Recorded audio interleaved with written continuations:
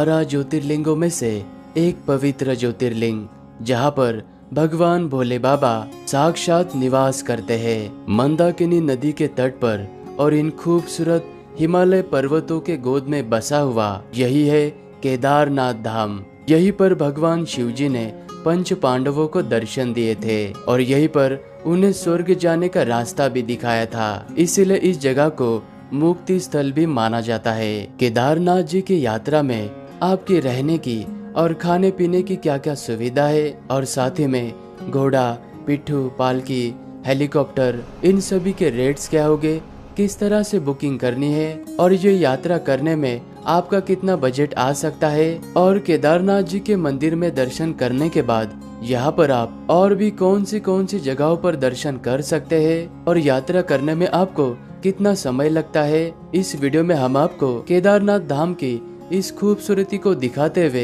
इस तरह की कंप्लीट इन्फॉर्मेशन देने वाले हैं। तो इस वीडियो को पूरा जरूर देखना। केदारनाथ धाम जी की यात्रा हरिद्वार से शुरू होती है और हरिद्वार बस स्टैंड के पास में ही सोनप्रयाग तक जाने के लिए आपको बहुत सारी बसेस की सर्विस मिलती है और इन बसेस का किराया 700 से लेके 1000 तक का होता है और इनका टिकट आपको एक दिन पहले ही कराना पड़ता है। सुबह के 5 बजे से लेके 8 से 9 बजे तक यहाँ से सोनप्रयाग के लिए बसेस चलना स्टार्ट हो जाती है और यहाँ पर आप टैक्सी और शेयर टैक्सी करके भी सोनप्रयाग तक जा सकते हैं और हरिद्वार से सोनप्रयाग तक का 230 किलोमीटर का खूबसूरत सफर तय करने के बाद आप सोनप्रयाग में पहुंच जाओगे, जो कि ये केदारनाथ यात्रा का पहला पड़ाव है। रास्ते में हमें बहुत ज्यादा ट्रैफिक मिलने के कारण सोनप्रयाग तक पहुंचने में हमें रात होने वाली थी। इसीलिए हमने सोनप्रयाग से 1.5 किलोमीटर पहले इस सीतापुर में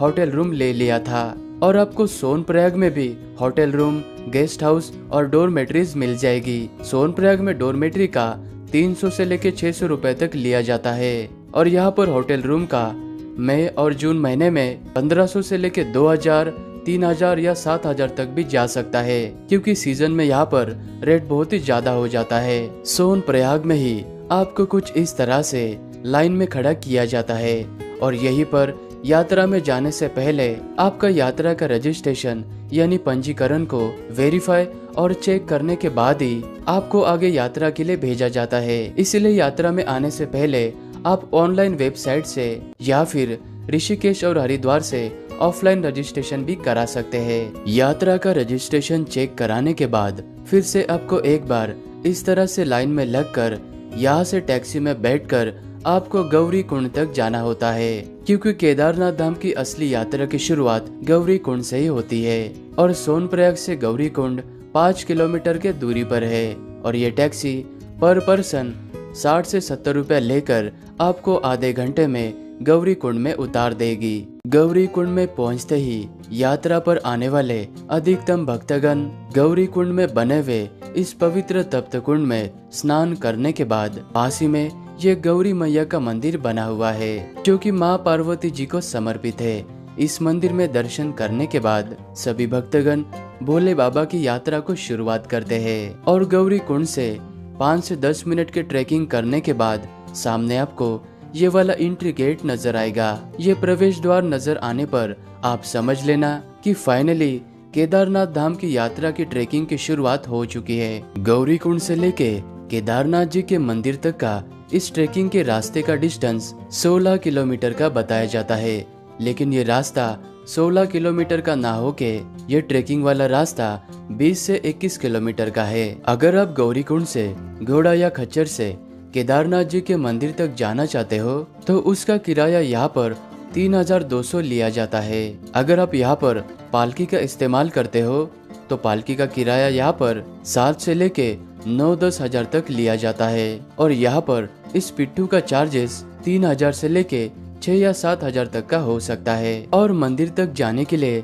सबसे आसान रास्ता है हेली सर्विस का, जो कि गुप्त काशी, फाटा, सिरसी इन 3 जगहों से केदारनाथ जी के मंदिर तक जाने के लिए हेलीकॉप्टर की सर्विस चलती है और हेलीकॉप्टर के जो भी रेट्स है वो आपको स्क्रीन के ऊपर नजर आएंगे। और हेली सर्विस को बुकिंग करने के लिए आप हेली सर्विस के ऑफिशियल वेबसाइट से ही बुकिंग करना। लगभग 6 से 7 किलोमीटर की पैदल यात्रा करने के बाद आप इस रामबाड़ा नामक जगह पर पहुंच जाओगे और यहाँ पर आपको मंदाकिनी नदी पर बनाए गए ये ब्रिज नजर आएंगे। और इस ब्रिज को क्रॉस करने के बाद जैसे ही आप आगे जाओगे, यहाँ पर ज्यादा तीखी चढ़ाई होने के कारण आपको थकान का सामना करना पड़ सकता है, लेकिन फिर भी आप यहाँ के प्रकृति को अपने आंखों से देखते हुए मन में भोले बाबा का नाम लेते हुए यात्रा को जारी रखें। और आप जैसे जैसे इन पहाड़ों के ऊपर चढ़ाई करते हुए हाई एल्टीट्यूड यानी ऊंचाई पर जाओगे, तो यहाँ से आपको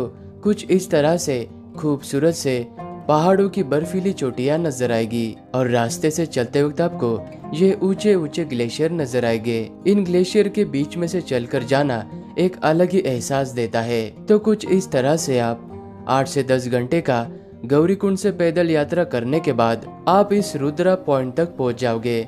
और यहाँ पर आते ही आप समझ लेना कि मंदिर अभी बिल्कुल पास में ही है और सारे घोड़े और खच्चर वाले, पालकी वाले आपको यहीं पर उतार देंगे। और इस जगह से केदारनाथ जी का मंदिर मात्र 1 से 1.5 किलोमीटर के दूरी पर ही है। केदारनाथ में रहने के लिए हमने पहले से ही नंदी कॉम्प्लेक्स में बुकिंग करा कर रखी थी। नंदी कॉम्प्लेक्स में आपको कुछ इस तरह के बड़े बड़े से टेंट लगाए हुए नजर आएंगे। इन टेंट्स के अंदर नीचे गद्दा बिछाकर उसके ऊपर आपको माइनस टेम्परेचर की ये स्लीपिंग बैग दी जाती है और इसका 800 से लेकर 900 रुपए तक लिया जाता है। अगले दिन की सुबह होते ही 4 बजे के बाद में हम निकल पड़े थे दर्शन करने के लिए। और रास्ते से जाते वक्त अचानक से स्नोफॉल स्टार्ट हो चुका था।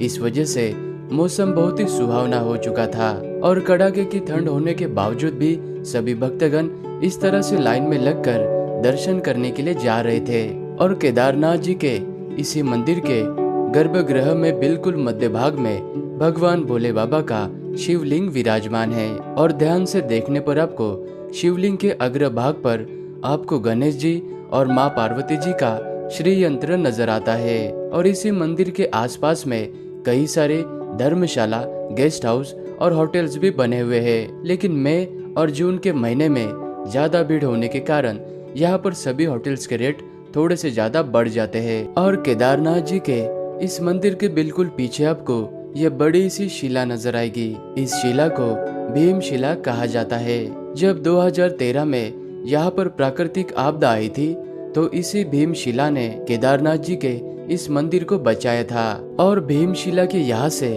आप मात्र 1 मिनट थोड़ा सा आगे चलकर आओगे तो यहाँ पर आपको ये जगत गुरु आदि शंकराचार्य जी की बहुत ही खूबसूरत प्रतिमा नजर आएगी।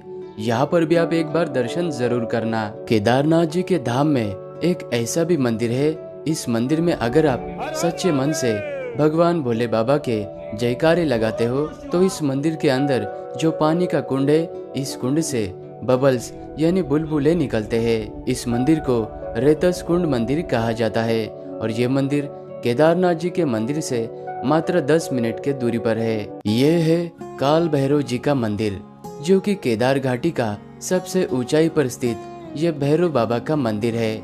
और माना जाता है कि जब तक आप भैरव बाबा के दर्शन नहीं करते हो तब तक आपकी केदारनाथ जी की यात्रा अधूरी मानी जाती है।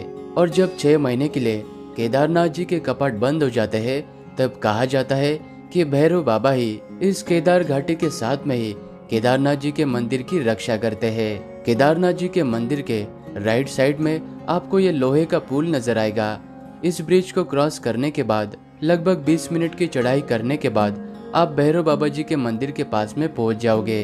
हो सके तो आप यहाँ पर भी दर्शन जरूर करना। केदारनाथ जी के इस यात्रा में आपका बजट 4000 से लेके 6000 तक का हो सकता है। अगर आप 2 लोगों से ज्यादा है तो ये यात्रा आपकी इससे भी कम में हो सकती है। और आप हो सके उतना जल्दी पहले से गौरीकुंड में आकर रुकना और अगले दिन गौरीकुंड से सुबह 5 या 6 बजे यही से आप यात्रा स्टार्ट करना। नहीं तो आपको भी हमारी तरह सोनप्रयाग में टैक्सी के लिए और रजिस्ट्रेशन चेक करने के लिए 3 से 4 घंटे आपके ऐसे वेस्ट हो जाएंगे। और यहाँ पर मई और जून महीने में सीजन और भीड़ होने के कारण सभी होटल्स के रेट बढ़ जाते हैं। और मानसून में जुलाई और अगस्त में यहाँ पर कभी भी लैंडस्लाइड और ज्यादा बारिश होने की संभावना रहती है, तो आप सितंबर में भी कर सकते हैं। उस वक्त आपको कम बजट लगेगा। और केदारनाथ जी के मंदिर के आसपास में और पूरे रास्ते में आपको खाने पीने की कोई भी कमी नहीं होने वाली। और केदारनाथ जी के इस मंदिर से लेके वापस गौरीकुंड तक जाने के लिए आपको 6 से 7 घंटे का समय लगता है। और केदारनाथ में कभी भी मौसम बिगड़ सकता है, इसीलिए आप आपके साथ में थोड़े से गर्म कपड़े जरूर रखना। तो इस तरह से आप केदारनाथ जी की यह यात्रा कर सकते हैं।